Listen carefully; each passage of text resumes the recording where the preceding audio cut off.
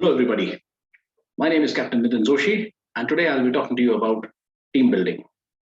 We'll be looking at what exactly is a team, a difference between a team and a group, how exactly a team is built, and what are the requirements of a good team. What exactly do we need to do to build a good team? Now, very often we use the words team and group interchangeably, right? Uh, in our common normal day-to-day usage, we tend to use the words in the same way, but there is a major difference between a team and a group. Okay, a group can turn into a team, but it has to meet a certain criteria and it has to go through a certain process. What exactly it is, how to build a good team. Let's take a look.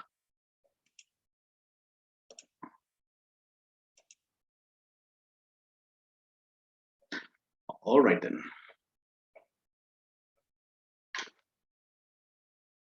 So, team building, as the name suggests, a process of building a team, a process through which a random group of people come together and turn into a team.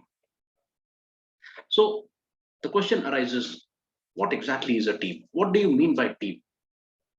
Is a team a random group of people working together? Is team people doing the same work, the same kind of work, or the same project? Is it something else, or is it something much more than this?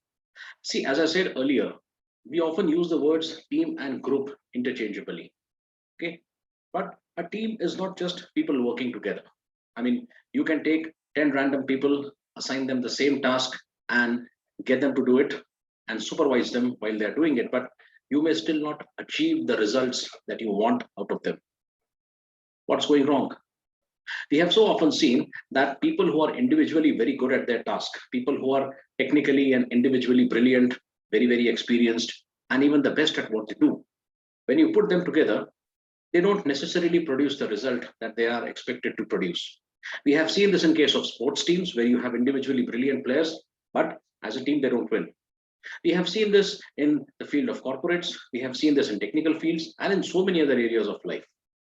I mean, if just taking the people best at their work and putting them together and making them work was enough, then it would have worked, right? But it obviously doesn't work because there is obviously some element missing. There is something missing. What is it? It is a teamwork. It is a team spirit. The sense of being a team, the sense of belonging to a team. An effective team cannot be created, it has to be built. Now, what is the difference between creation and building? Again, just like team and group, we often tend to use the words creation and building interchangeably, but there is a slight difference. Creation is more like making something out of thin air, making something out of nothing. An artist creates a piece of work out of nothing, out of his pure imagination. Okay. Building, on the other hand, requires taking different elements, different ingredients, different things, putting them together and blending them in such a way that they become one whole. That, my dear friends, is what exactly team building is all about. You have to take people who come from different backgrounds, who bring a different skill set, who have different personalities, different likes and dislikes, and different ways of thinking and working. And you have to put them together and make them blend with each other as a team. Now that requires a lot of process, just like, for example, building, making a building, creating a building out of different materials. You have to make concrete, then you have to maybe cut the bricks, shape them, give it a proper shape, and it has to be done just at the right temperature, and it has to be done in the right process in the right way for the right amount of time to get the best possible results. That's exactly how it works, even with people, even with team, because an individual brings with oneself and a unique personality. An individual brings with oneself a unique skill set, experience, thinking, even an ego. And when you have so many individuals like this, well, you can very well imagine the kind of mix that you are working with. So team has to be built with a lot of patience, with a lot of hard work, and with team effort. Patience is absolutely necessary because, again, and I'm telling you this from my personal experience, we have seen so often that individually brilliant people, they usually are quite quirky, and you want to make them into a team, then you deal with a lot of resistance and ego. And when you have two or three like this, well, it's a major task. You have to be very patient, and you have to find out what exactly makes them tick, how to get them to agree with the team goal and the team plan. A lot of hard work, of course, understanding each team member and making sure, most importantly, that each team member is aligned, with the final aim, the final goal of the team. See, there is no point in building a team if in the end the focus of the team is not aligned towards the task, right? And of course, last but not the least, a team effort. Okay, a team needs to put in effort to build itself. That is to say, every individual member of the team needs to be committed to creating that team for a certain task, for a certain work. Okay, you can't leave it only to the leader. You can't leave it only to one or two individuals to build a team. A team building itself is a team effort. Okay, whatever the team does after they are built and whatever tasks they do after they become a team is a different thing. Making the team a team itself has to be a team effort, and anyone who does not really believe in making this team does not really belong to be there in the first place, right? So as I said, we use the words team and group often rather interchangeably, but there is a major difference between the two things. What is it? A group is any random collection of people who come together. You go to a market or you go to a mall and there are hundreds of other people. You enter a particular shop, there are some other people in that shop shopping with you. For the brief amount of time that you're all together shopping, you're a group of people shopping in, well, that particular shop. You're a group. You don't have a common aim. Everybody is there to do their own purchase, buy their own things, and once they are done buying it, they will go away. They will not be a part of that group anymore. Okay, you're traveling by a bus. For that brief amount of time when you're traveling by a bus and all the other passengers are there with you, you are a group of people. Again, not towards the same aim. Every person is going to get off at their own stop and then go on to their own destination. So it is not necessarily a group. You will not even know each other. Okay, so that is a group. Okay, a team has to go through a process. For a group to become a team, it has to go through a certain process. I said earlier that a group can become a team, but it has to go through a certain process that we will be looking at as to how exactly a group can become a team. And then in the end, it can be called a team. So what is the major difference between a group and a team? As you can see, a group is more about individuals. Okay, a group, although it's a collection of people, and although for a random onlooker from the outside, it may look like these people are working on the same project or maybe doing the same work or working in the same direction, but still it is more about individuals. It is more about each individual having one's own style of working, each individual having one's own goals, aims, and aspirations, and each individual not really ready to, sacrifice or suppress one's own individuality for the common good of the goal, the common good of the team, because it has not yet become a team. Okay, so it's everyone for oneself, everyone for himself or herself, and that's what a group is all about. A team, on the other hand, is more when this collection of people have managed to, I think, not maybe necessarily suppress, but put their individuality behind in interest of the larger team goal and the larger team aims and objectives. Okay, so the goals are of the team. There is a team spirit. Every member has a sense of belonging, that yes, I'm a part of this team, which basically means that every team member is willing and ready to put one's individuality, one's individual ego, and one's individual interests aside for meeting the team goal or meeting the team objective. There's no such thing as what about me or what's in it for me, or what I also want something from it. Of course, I mean, these things are there, but largely the team mainly focuses on the team goal.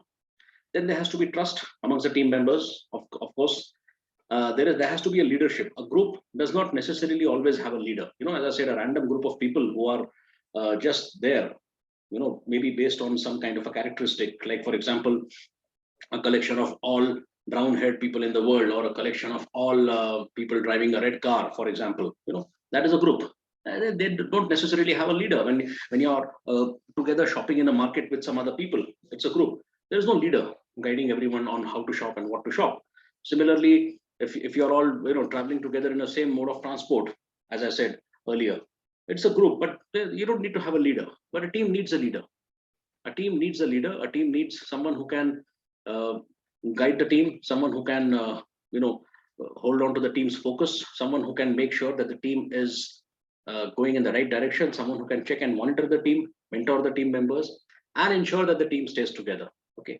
Now, a leader can either be appointed or a leader can arise out of the whole situation. That depends on team to team and situation to situation.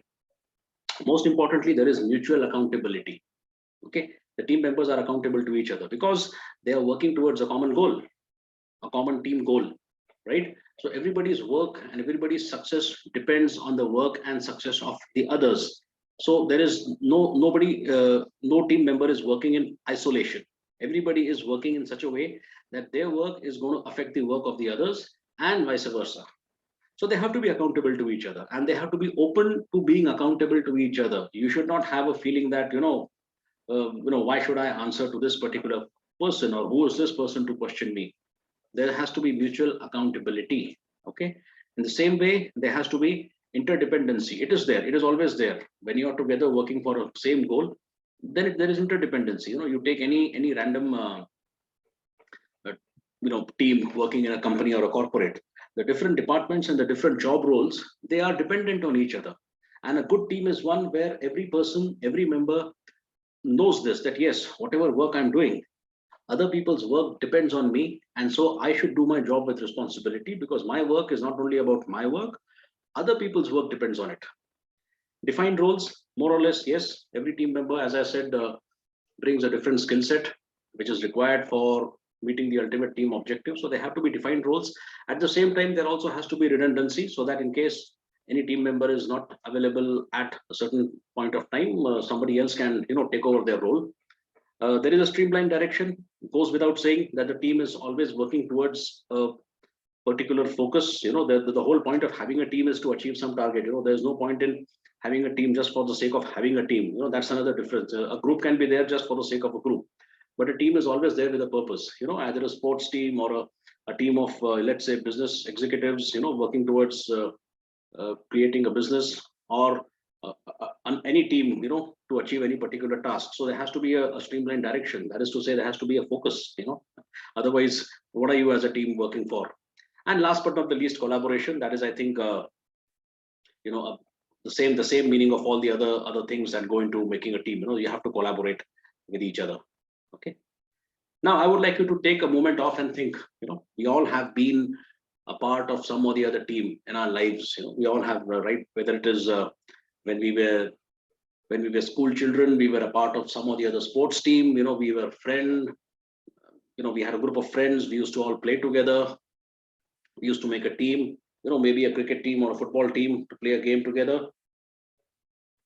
Okay, going ahead, when we started working in our professional lives, we were a part of a certain team, right? We were a part of a certain team in a certain company. Nowadays, companies don't call their staff members as staff members. They call them a team, because that is what they expect them to do. Expect them to work as a team. Earlier, we used to call them staff members. Now we call them team members, because we expect them to work as a team, and there is a growing realization that a team has to be built. So companies are putting in considerable effort into making their teams. Anyway, so cutting the long story short, we all have been a part of some team or the other, right? Some teams we may have had a very good experience working with them, and some teams we may have had an okay kind of an experience, and there must have been some teams that you wish you had never been a part of. Okay, so think of the best team experience you had, the best ever team that you were a part of, and try to think of what made it work. What was it about that team that made it work? What happens is, we are often whenever we have a good experience, or whenever we are a part of a team, or whenever we have this great experience, we always cherish the experience, but very rarely do we stop to think as to what are the things that make this the greatest experience of my life. What is it that makes this the best team of my life? But if you start really thinking about it, you'll realize that each individual member of the team has contributed something, and together, when they come together, okay, their energies, their attitudes, their way of working, and their affiliation towards the team together creates a kind of a synergy that gives you a complete byproduct, which is the feeling, the great feeling that you get when you go to a team. It might be a sports team, and you really you don't mind getting up on a cold morning and going out just to practice with that team. Or It might be a team in your workplace. No matter what the work pressure, you always look forward to being there in the office and being there with your team, because it is such a great experience being with them, and working with them. How does it feel? And how did the members behave? That's the most important, the human element, because a team consists of people, right, who are members of the team. So how do they behave?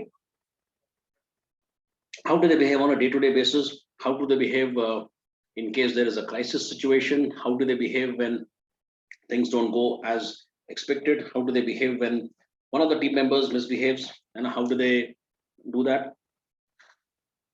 And how did they deal with the conflicts and problems? Most important, every team will have conflicts. Every team will have problems. The best of the teams. Whenever there are more than one people working together towards anything, there is always going to be a problem. So how did they deal with the conflicts and problems? This is the most important thing, to determine how successful a team is. So just think about it. But while you're thinking about it, I'm sure that some of your answers or some of the things that you think of would be the following. What exactly did the team have?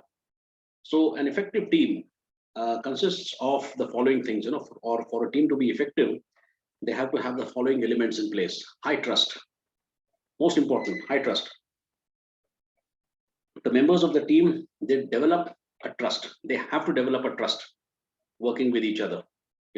It's a mutual trust. Without trust, I don't think any team is possible. A trust is an absolute. And what is trust? Trust simply means that yes, this person or this group of people are my team, and whatever happens, they will do their work, they will do their thing. I don't have to supervise anyone constantly. Every team member working wherever, whatever might be the physical location, will do their work to the best of their abilities and make sure that they make it easy for the rest of the team, and they will always look out for the team, and they will always do everything which is in the larger team interest. A high trust. And in an effective team, in a good team, where every team member is feels proud to be a part of the team and wants to be a part of the team members, they take effort to win and keep the trust of other members. Okay, that's very important. The team members working towards winning each other's trust. That is to say, they will always speak the truth, and they will always strive to be trustworthy, worthy of the trust of their other team members. And they, of course, they give each other the benefit of doubt. That's also extremely important. Sometimes when you are in a situation where maybe some things look fishy or look doubtful, which as it often does, then team members in an effective team, the team members, they give each other a benefit of doubt. Now these things are so mutual, trying to win each other's trust and giving each other the benefit of doubt. So when I say they try to win each other's trust, it means they try to be trustworthy, worthy of other people's trust, and in return they give each other the benefit of doubt. It is give and take. Okay, it is give and take, that I will be worthy of your trust, and in return, whenever a crunch situation arises, you will always have the benefit of doubt from my side. Okay, I will not doubt you in any way whatsoever. So that is one of the most important things in an effective team. Then comes mutual support. Okay, if you're working towards a common objective and you have to reach there together, well, you have to support each other, plain and simple, which means supporting each other in the work, which means, having some kind of redundancy, as I said earlier, where team members know each other's work. And in case any one team member is not available for whatever reasons, the other team members are there to, take on the work, or support each other in whatever way possible within and outside the workplace. It's very important when we say mutual support. Mutual support is not just about how well you support each other in work. A team member or a team ultimately becomes something like your second family. So this whole concept of supporting each other extends even outside your workplace, where they trust and support each other. In fact, one of the most effective ways of team building is to meet offline. We all meet in workplace, we all meet during our work hours and at the work time, and of course for work, that is important. But to build a strong and effective team, you have to connect at a human level, where it is very important that team members meet and understand each other outside of the workplace, so that they are able to support each other mutually within and outside the workplace. And care for each other. Basically, make sure that each member of the team is able to perform to the optimum level, whenever required. So mutual support, very important. Then, of course, there is open and authentic communication. And as I always say, communication is the lifeblood of any organization. Any organization, any team, any group, anywhere, without communication, nothing is possible. So there has to be open and authentic communication. And when I say open and authentic communication, it is not just communication about the work. That, of course, has to be there. But in general, team members have to have open and authentic communication with each other, because as I said, they have to connect with each other at a very human level. They have to be understanding of each other. They have to solve conflicts. They have to prevent misunderstandings. Sometimes the work pressure might be very high and the work might be very complex. Communication is an absolute must, because otherwise, in lack of communication, or in lack of clarity in the communication, well, we are likely to have a situation where there is misunderstanding, and in the process the work suffers. So open and authentic communication at all levels. Okay, this is one of the things that anyone who is building a team, or anyone who is managing a team, okay, as a leader, has to ensure. I would say one of the most top three important tasks of a leader in a team is to make sure that channels of communication are open. Okay, top down and lateral communication across same levels have to be absolutely open and transparent. Especially when I say top down, it also means down to top. The feedback has to be absolutely very good. This is, without communication, you cannot even think of starting building a team. And of course, it's a mark of mutual respect, among the team members, when there is open and free communication. When members are sharing things with each other, it also shows mutual respect and mutual trust. So absolutely important. Then, of course, team objectives have to be very clearly understood. Now, team objectives being very clearly understood is only a very natural fallout, or a natural result of there being open and free, authentic communication. Okay, when communication is open, the team objectives are very clear. Okay, and everyone has to be very clear about their individual work and the team objective. Okay, everyone should know that this is the work I'm supposed to do. This is the work that I'm doing. This is how I contribute. And in the end, this is how my work or my role contributes to the overall team effort. Okay, that is to say, that if I work, in the end, this is how the team benefits. If I don't do my work, in the end, this is how the team suffers. And this is so important, and if you look at a typical office environment, even the person who is standing at the main door of your office, maybe to open the door or to welcome the visitors, even that person has an important role to play, right from how I welcome my visitors, or how I welcome the potential clients, to everyone, to the back end team, maybe the finance team who has to clear the billing in time, who has to do the billing in time, or if you're paying out to your vendors, even the vendors have to be paid on time. So the backend teams also have to be very, very fast, because believe it or not, everything that everyone does will have a a spiraling effect, you can call it, and it will ultimately have an effect on how the team is perceived and how the team performs. So that it's very important. The team objective has to be clearly understood. Okay, the team objective is also about, maybe in big companies, about the vision and the mission. So is each team member clear about the vision and mission? Okay, how easy it is for them to understand, and how does it translate into their day-to-day work, as the responsibility of the leader and the entire team. Okay, absolutely necessary if you want to take team in one direction. If the objective is understood, then everyone knows where to go, right? Otherwise, what are we meeting for every day, and what are we working towards? Okay, so this is our objective. Accept and work through conflicts. I have said this earlier, there will be conflicts, wherever there is more than one people, even if there are two people or more, conflicts will arise. Please understand this. There can be no situation, or there can be no, even the best of the teams that don't have conflicts. There is conflict everywhere. And the first thing to do is to accept the conflict, that yes, there is a conflict.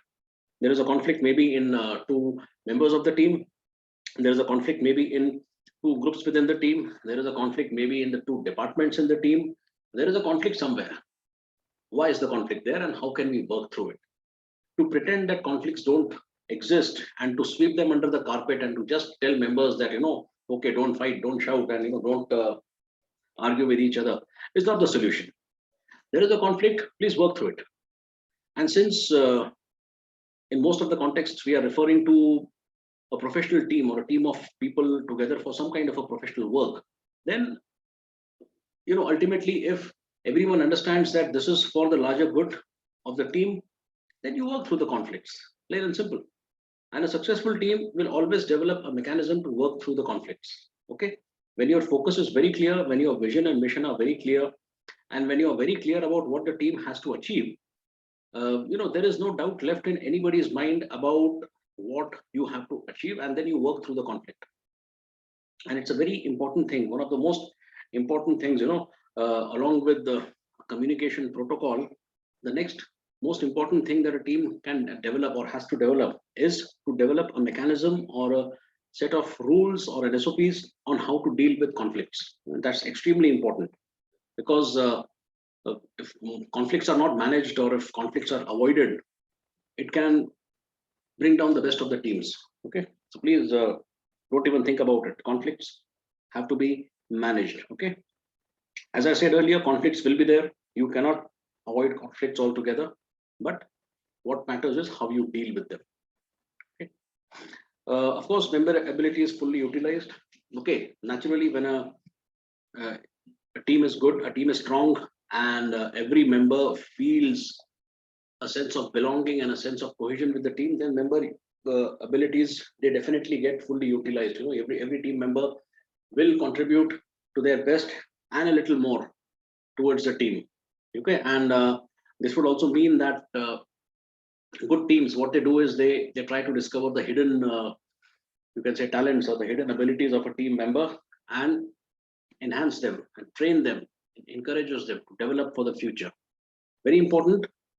In a good team, as they say, 1+1 is not 2. 1+1 is more than 2.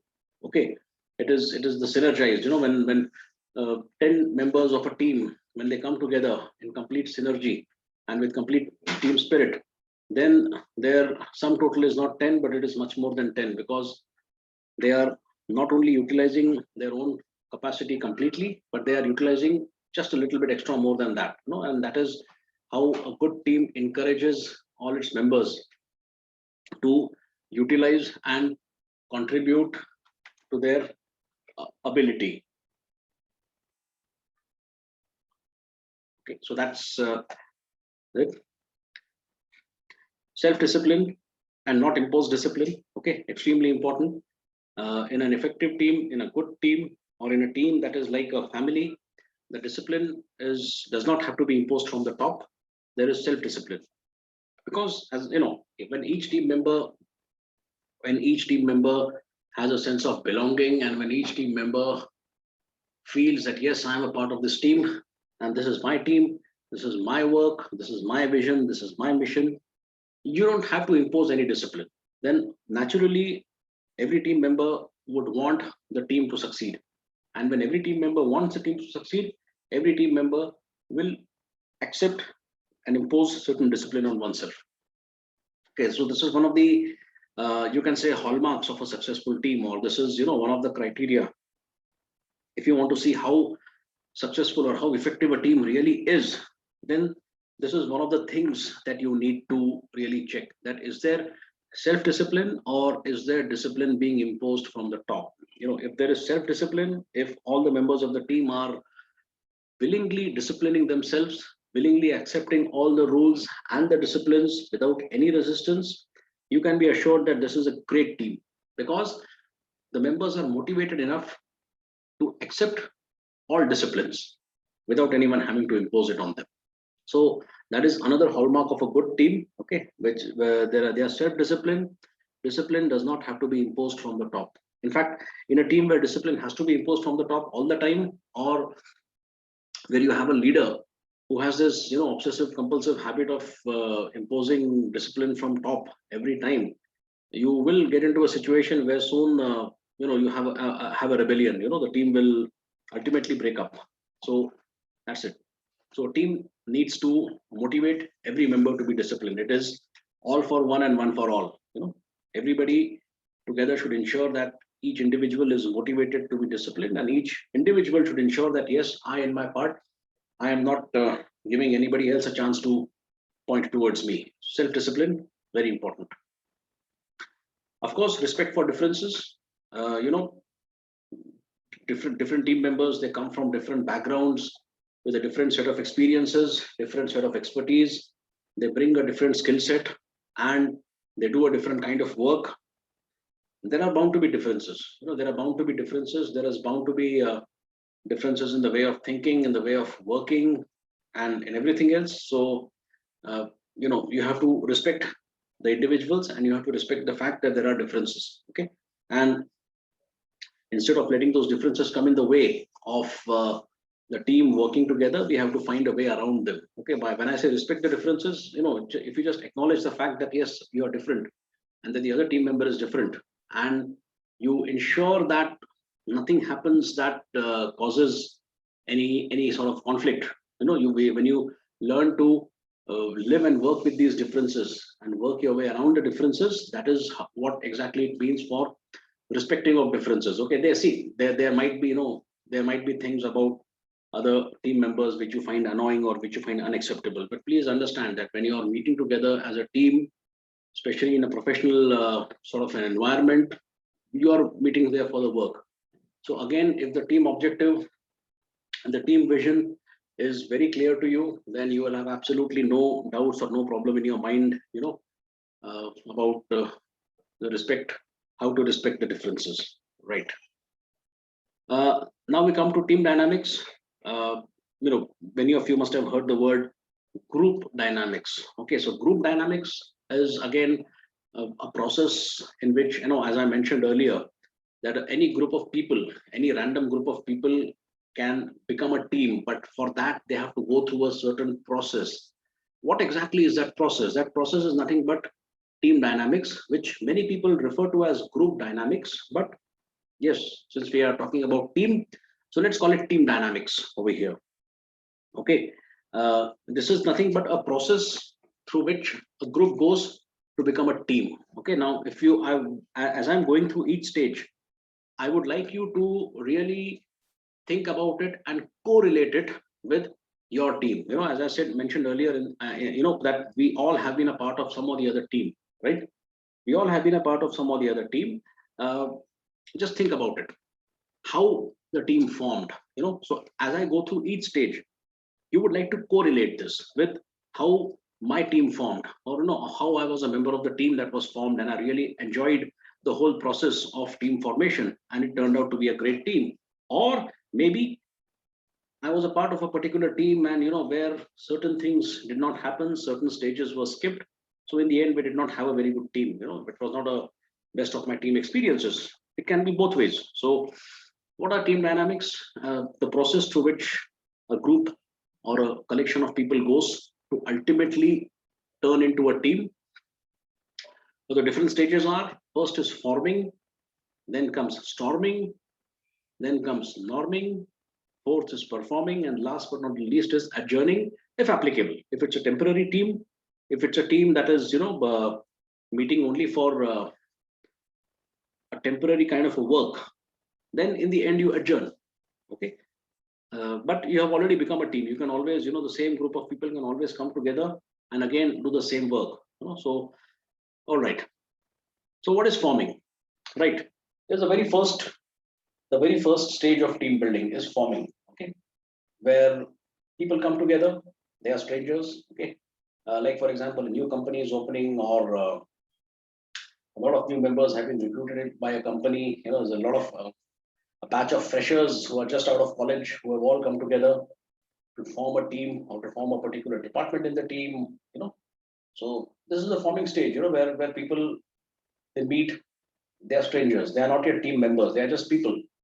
They are strangers to each other. They still don't know each other, but they are very formal with each other. Okay, this is the stage where they are trying to get to know each other, trying to understand each other, trying to understand, the hows and whys of each other, and then trying to be comfortable with each other. That's why you will notice the ambience is very, very formal. The people are generally reserved, and in the way they conduct themselves and the way they carry themselves, they are very formal, very reserved. Okay, everyone wants to know the why. Okay, that why have we come together as a team, or why is this person here, or why are so many people here, or why are there so few people, or why was this person taken, and what does this person do? So people are full of questions.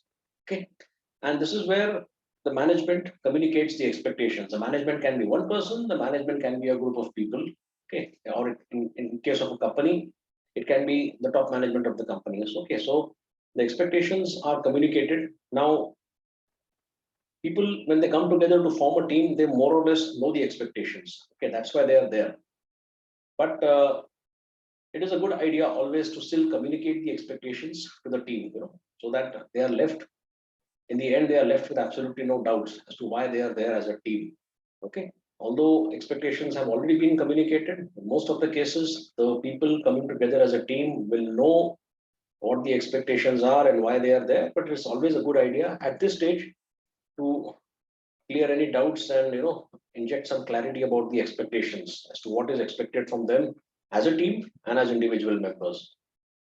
Okay, storming is the next stage where, after a few days of interaction with each other, the politeness has worn off. People have started knowing each other, or as we say, people start showing their true colors. This is a very important stage. The name storming might tempt you to think that this is a dangerous stage, but believe me, this is the most important stage. Without this stage, it is not possible. Okay, if you like to compare this to, if you like to compare this to, let's say, making a particular dish, so the forming is when you take all the ingredients and put them together into a pot. Storming is like the process where you you start boiling those ingredients or cooking them together, where each ingredient starts giving its own unique flavor to the overall flavor of that dish. Okay, so there is a lot of heat and there is a lot of boiling and there is a lot of steam being let off, literally, during cooking. But in a formation of a team, the process of storming is the most important. This is where people start settling down. This is where you can say the pieces start fitting into each other. There is bound to be friction. There is bound to be conflict. It happens. You cannot avoid it. The politeness wears off. Members have, maybe over a few days or few weeks become familiar with each other, and they start, understanding each other, or maybe even misunderstanding each other. The differences become quite obvious because now the politeness has worn off. People have started getting to know each other, so they know that they need not be polite any longer. Okay, and there might be differences over some basic issues, like right from the very nature of work to how to do it, and to when to do it, where to do it, some things like that. Okay, there might be disagreement over the purpose, so the disagreements will be there.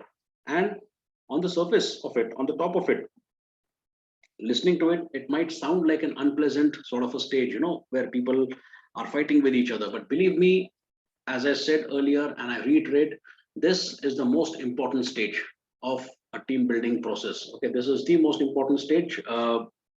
You cannot have a team without this. Okay, you cannot think of having a team without the storming process. Okay, uh, everybody being just polite with each other and being formal with each other can last for a few days, but ultimately, if they have to be a team, this has to happen. Okay, it's a very natural thing, as I said, and this is a good time to set the rules, because as the members start understanding each other, and as the leadership or the management start understanding the members and their dynamics, the rules have to be set and imposed. Okay, and when I say rules, I mean, of course, in case of a company or in case of any formal sort of an organization, the rules will always be a set of rules or SOPs or the policy of the company. But rules also mean, some unwritten rules that the members set while behaving with each other, that okay, this person doesn't like this thing, so I will not mention this topic, or this is a line which I should not cross.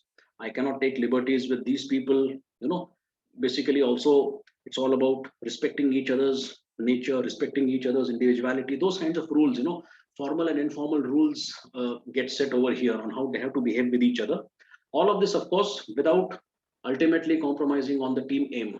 Okay, communication and conflict management are needed. Of course, they are needed at all times, but this is a place where they are needed the most, because the members know each other, but they haven't known each other for very long. So this is an area, this is a time when maximum misunderstandings can set in. So this is where you need to have an absolutely effective communication and conflict management protocol, and it has to be very, very active. Of course, the leadership is tested, because again, new members are coming in and the team is still in the process of getting gelled or getting completely formed. So the leadership is tested, and on how they manage this stage, on how they manage the conflicts, on how they manage each team member, of how they manage everything that happens on a day-to-day basis, plus the long-term goal. New leadership may emerge, may or may not emerge. That's again a different ball game altogether. Okay. Members start showing their true lines. Okay. Members start to cross boundaries. Yes, that also happens. There are all kinds of people. Some people, some members, they like to establish boundaries and say, okay, this is my boundary, I don't like to cross it. There would be some team members who would start crossing boundaries because they have kind of figured out how exactly they can behave with a certain individual and how not. So there are certain members who start crossing their boundaries, and when I say members show their true style, it basically means that each member starts opening up as an individual in front of each other, becomes comfortable with each other. And it can also be a good thing, because each team member might have something very, very good to contribute in terms of working style, in terms of their personality, in terms of how they keep the group together. So it's a good thing, but only the leadership and every member of the team needs to look out, make sure that there is no uh, unpleasant side to all of this. So that's this is like kind of a double-edged sword. Trust starts to develop, very important. This is where the members start trusting each other, because they have started knowing each other and they have stopped behaving very formally with each other just for the sake of being formal with each other. So this is also a stage where trust starts to develop. As I mentioned earlier, that uh, trust is an important element of team. Without trust, you can't have a team. So this is a stage where the members, they start being trustworthy and winning each other's trust. Okay, and giving each other trust. This is very important. You might also see some subgroups being formed, which is not necessarily a very bad thing. This is always there. This is again in any team, in any organization, any place where we have been, we've always seen that there is a larger team, a larger group, and there are sub teams or subgroups, which always form.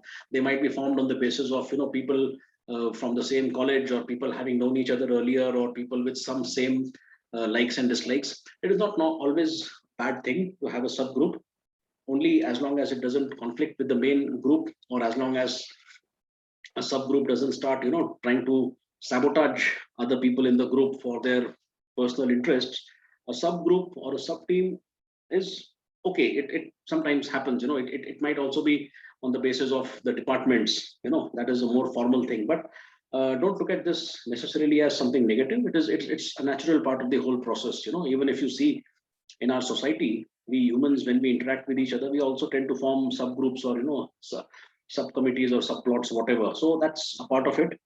As long as I said, the term of reference is that as long as the ultimate team objective is not compromised, and most importantly, this stage sets the tone for the team's performance. Again, if I were to give you the analogy of cooking the dish, boiling the dish, when you're boiling and cooking all the ingredients together, what kind of seasoning you add and how long you cook it, and how, in what quantity is each individual ingredient added, and how are you extracting the flavor of each individual ingredient towards the overall dish. So it sets the tone for how the dish will ultimately turn out. So in the same way, the stage of storming is, this is where you get an understanding of how exactly this team will go on to perform. The tone is set. Okay. Then comes the stage of norming. This is like, towards the last stage of the storming process, where the team has taken shape, towards maybe a few weeks or a few months, depending on size of the team and the task in front of them. This is where you start finding out how the team is ultimately going to look, The values and norms are accepted. So certain values, certain norms, and certain written and unwritten rules have been set. Some of these get discarded. Some of them are accepted towards the end. Okay. Now the team starts focusing on their main purpose, on their, as you can call it, the raison d'etre, the reason for being, the reason for existence. Why exactly have we come together as a team? So this is where the actual work begins, the purpose or the task that the team has come together for, their vision and mission. It might be a sports team, it might be a corporate team, it might be a team, as I said, of a startup. This is where they start working together. Interestingly, I told you about sports team. So it's the most easy to understand example for all of us. Whenever there is a tournament to be played, whenever there is, let's say, a cricket or a football match, a set of matches to be played, you'll always find that the team is sent to the venue or the other country a few weeks in advance. Okay, why? Because firstly, of course, they need to go there, and they need to get used to the conditions. But secondly, also because every few months and few years you have new members joining the team.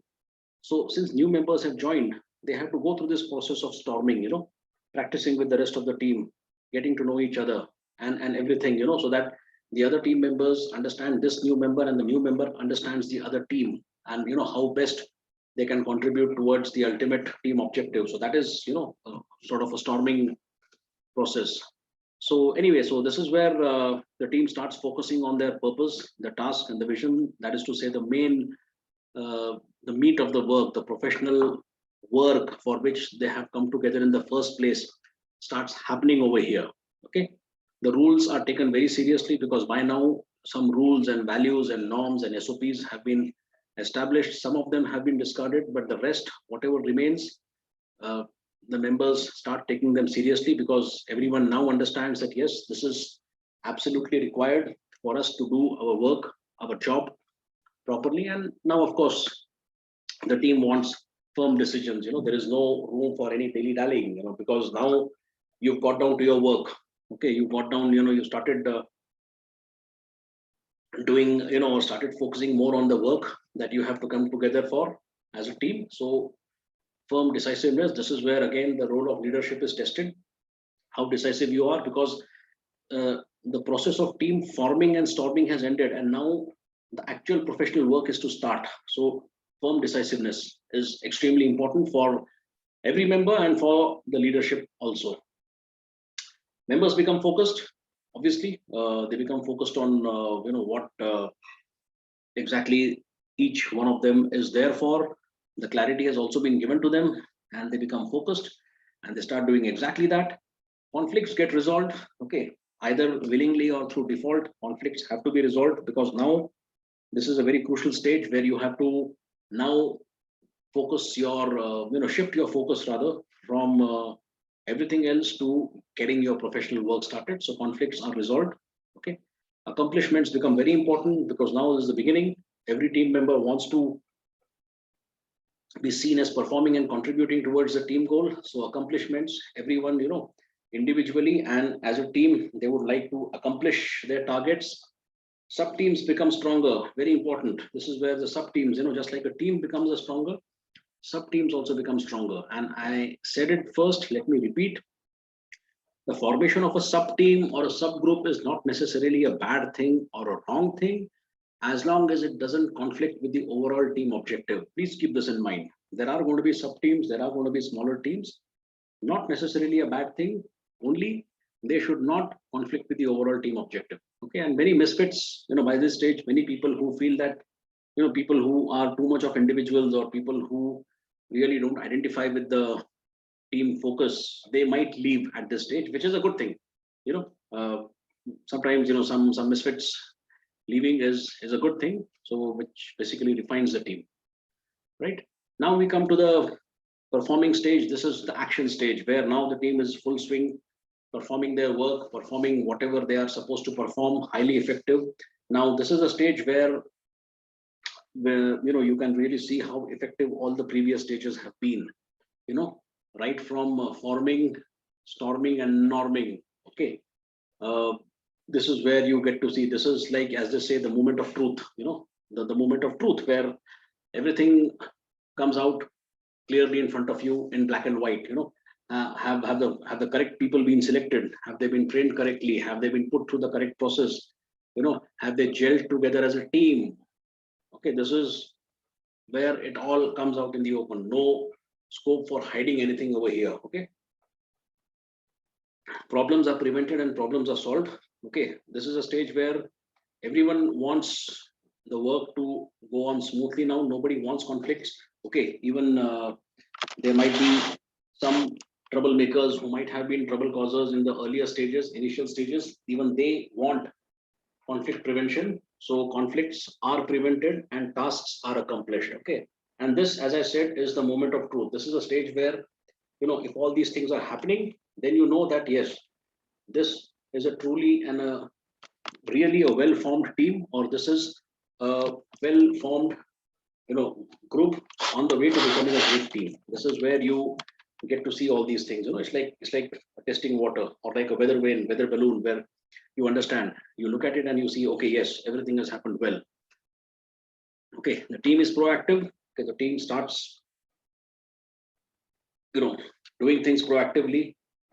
This is a stage where, in most of the cases, if it's a good team, if it has been a well-formed team, then the management supervision or the management oversight is not really required at all times. The team becomes proactive and the team starts, really working together, because they have now become a team, and then don't really need to be told what to do. They demonstrate loyalty towards each other, towards the work, towards the overall team objective, and they become self-regulating. Okay, so these are some of the things which you can, test to see whether they have truly and welly formed as a team or gelled as a team. Okay, demonstrate loyalty to each other, and they become self-regulating. Okay, in case in case of a change in management, or whenever a new team member joins, it is back to a storming, or make, so I told you earlier, I gave you the example of a sports team. Whenever a sports team has to play a tournament in some other country, they go there. Why? Because there are always new members, and for those new members, it is like a storming process, where they are made familiar with the team, they are made familiar with the team goals and aims, and where they get to know the other team members, and they gel as a part of a team. If any one of us who has ever joined a company, as a new employee, and we have undergone the process of induction. So that induction is nothing but a storming process, where you are put through the paces and where you are told that this is what the company is all about, this is how we work here, this is what we do, this is what we don't do. So that's like something like a storming process. So in case of change in management, or whenever a new team member joins, there is always a process of storming or mini storming. And of course, I told you earlier that there might be a process of adjournment. A team might adjourn. Uh, there are some teams which come together for a temporary purpose, but they still have to go through the entire process of, forming, storming, norming, and performing. And in the end, when it is done, then they need to adjourn. But while adjourning, they have, already become a team, an effective and a strong team, and they can always come together and again perform whenever required. Okay, but even if they come together again, they might need to go through a little bit of a storming again, because people change, human beings change. Effective team communication, absolutely required. I said this earlier, that you cannot think of having a team without communication. And effective team communication is not just about team members talking to each other or telling each other everything. Effective team communication is also about mutual respect and transparency. So each team member, especially the leadership, has to take the time to ensure that team communication happens well. In fact, interestingly, let me tell you this. I have a friend who works as a project management consultant, and he tells me that, whenever they are setting up a new project, whenever is a big company or a small company setting up a new operations anywhere in the country, among the first things that they do is that they establish a communications protocol. That is how important communication is. So each member has to take the time to communicate with each other, get to know each other. Okay, this is especially important during the forming and storming stages, but it is important throughout. You cannot have a stage where they say, okay, now from this stage onwards, communication is no longer important. It is an important ongoing thing. Okay, So every member should take the time to communicate with each other, meet each other. That's why I said earlier that, team members meeting offline or meeting outside of their workplace is very important to become a team. Okay. Communicate with mutual respect, one at a time. Don't interfere each other. When the other member is speaking, please listen to them. Focused conversations. Okay. So whenever you are sitting and discussing work in the workplace, conversation should be absolutely focused around that. Whenever you're meeting outside, informally or offline, then it has to be focused to just have fun and get to know each other. Okay. Accuracy and quality simply means being honest with each other and being open with each other. Very, very important.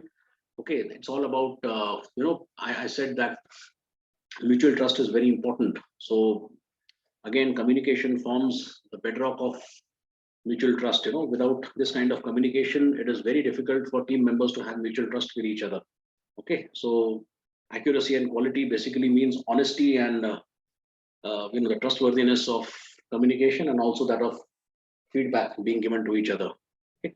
Listening, of course, is the most important part of communication process is listening. Okay. More than talking, the team members should be willing to listen to each other.